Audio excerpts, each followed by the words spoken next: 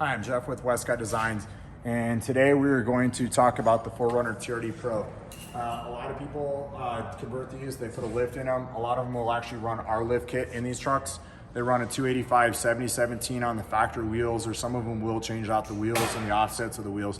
One of the questions I get asked a lot is, when I'm running these tires, do I have to clip my fenders? Do I have to remove my mud flaps? If the alignment's done properly in this, you will be able to keep it within the fender well here without removing the mud flaps and without trimming the plastic. A lot of people do not know that these bumpers come trimmed from the factory. Actually, they don't come trimmed from the factory. When this vehicle comes to port from Toyota, from Japan, what they do is they have a little device that actually clips over the top of the fender here, and they run this across. It's like a guided blade, and it actually cuts the fender. And if you notice, they cut it almost from where the bolt hole is in the bottom here till just off this corner here. So these are actually cut from the factory or from the port when they arrive here by Toyota.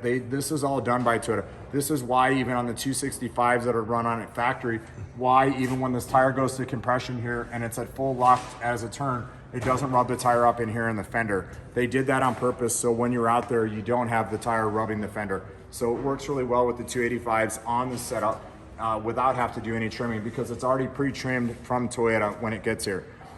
We've been asked by our other customers, say, well, what about your other lift kit that you guys make for the non-pros, the SR5s and the TRD off-road models on the 4Runners?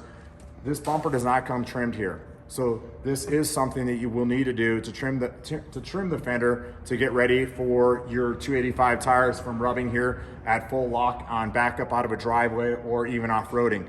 So one of our suggestions is that we tell people is to take a piece of blue tape, take it from the exact location back here on the bottom from where they have, and draw a line, a straight line here up to the corner.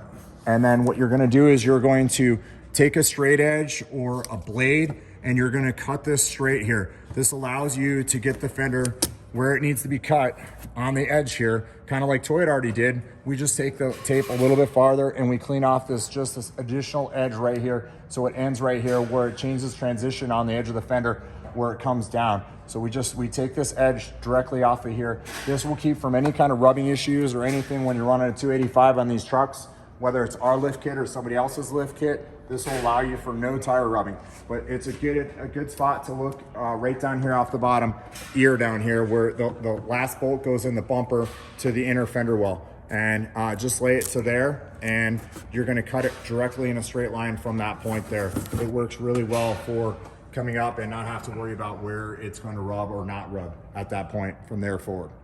Again, thanks for watching our video. We appreciate your business.